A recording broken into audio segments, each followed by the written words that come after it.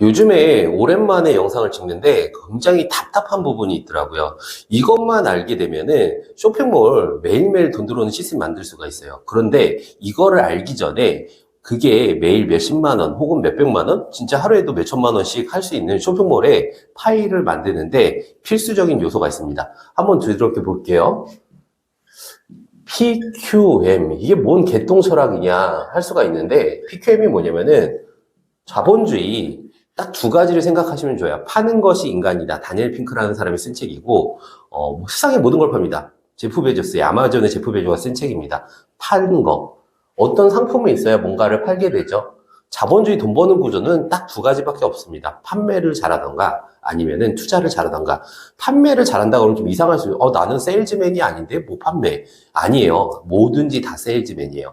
예를 들어서 직장인들은 내 시간을 파는 거고요. 의사, 변호사들은 지식 서비스, 기술 서비스를 파는 거고요. 예를 들어서 뭐 책을 파시는 분들, 뭐 아니면 컨텐츠를 파시는 분들, 예를 들어서 뭔가를 다 세일즈 판매를 하고 있다는 거죠. 근데 그 이전에 상품이나 서비스가 있어야 될 거 아니에요. 상품, 서비스, 재화, 용역. 그런데 대다수가 프로덕트, 경쟁력 있는 상품으로부터 시작합니다. 경쟁력 있는 상품. 예를 들어서 쇼핑몰이라고 치면 건강기능식품이야 혹은 HMR, 가정간편식이야, 이게 경쟁력 있는 상품이라고 생각을 하잖아요. 그러면은 상품을 주는 사람이 있을 거예요. 제조사가 줬든 아니면 뭐 중간에 벤더사가 줬든 주잖아요. 그 다음에 Q, 유통채널. 그 다음에 마진. 예를 들어 상품만 있으면 상품의 수요, 신뢰, 관계가 형성되는 유통채널이 있어야 되겠죠. 어떤 상품이든 고객이 구매 결정하기에는 세 가지가 있어야 합니다. 수요, 신뢰, 관계, 확신. 근데 수요가 있는 유통채널이 있잖아요. 예를 들어서 내가 건강기능식품을 유통하는 사람이고 판매하는 사람이에요. 그런데 건강기능식품이 아닌 생뚱맞게 신발 매장이 건강기능식품을 놓으면 판매가 될까요? 하지 마세요. 건프로 TV가 온라인 창업과 관련한 모든 것, 오프라인 세미나를 통해 알려드리고 있습니다. 영상 우측 상단과 본문 댓글에 세미나 참석 링크가 있으니 많은 신청 부탁드립니다. 스마트 스토어, 오픈마켓, 유튜브, 오픈 채팅, 자동화 홍보 프로그램 등 다양하게 준비해 놨으니 영상의 오프라인 무료 세미나 신청 부탁드립니다. 감사합니다. 식품을 놓으면 판매가 될까요? 그렇지 않겠죠? 예를 들어 식품의 컬리나 아니면 쿠팡이나 그런 쪽에서 건강기능식품이나 가정간편식이 유통이 돼야 되겠죠. 유통 채널을 많이 유통하는 거, 그리고 마진을 많이 유통하려면은 그 다음에 OEM, ODM이라는 걸 하게 됩니다. OEM, ODM의 차이가 뭐냐면은 OEM은 시뮬레이션이라는 거의 속성값을 내가 가지고 있고 IP도 나한테 있어요. ODM은 예를 들어서 어떤 건강기능식품의 속성을 예를 들어 라벨링, ODM 라벨링 한다고 표현하거든요. 제품을 라벨링해서 리브랜딩 디자인하기 때문에 가격이 저렴하고 MOQ라고 최소 물량도 OEM보다 저렴합니다. 예를 들어서 그냥 비교를 하면요. 가정간편식이나 건강식품은 ODM은 정말 100만 원도 안 되게 만들 수가 있어요. 스티커와 라벨링만 붙이면은 40만 원, 뭐 100만 원. 근데 ODM 같은 경우는 그렇지만은 OEM은 뭐 200만 원, 300만 원 약간 더블가죠. 대신에 ODM보다 OEM이 마진이 커요.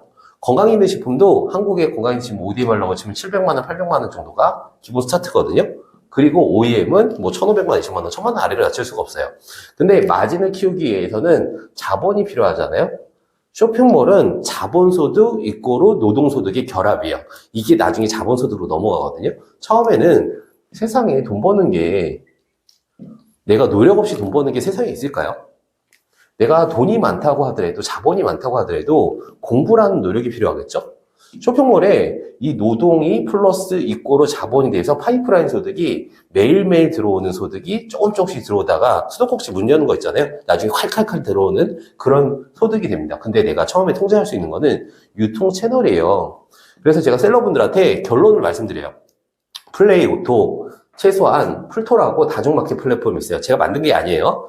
샤방넷이라는 프로그램도 있고 요즘에 다중마켓 플랫폼이 여러 가지가 있는데 두 가지가 그나마 큰 업체 같아요. 그래서 뭐 플레이오토 제가 영업사원, 샤방넷 영업사원도 아닌데 굳이 이거를 설명드린 이유가 그나마 편리하기 때문에.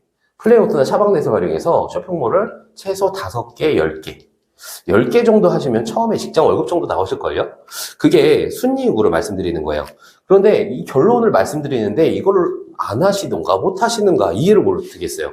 이거를 먼저 하는 거. 세상에 세 부류가 있습니다. 첫 번째, 회피하는 사람.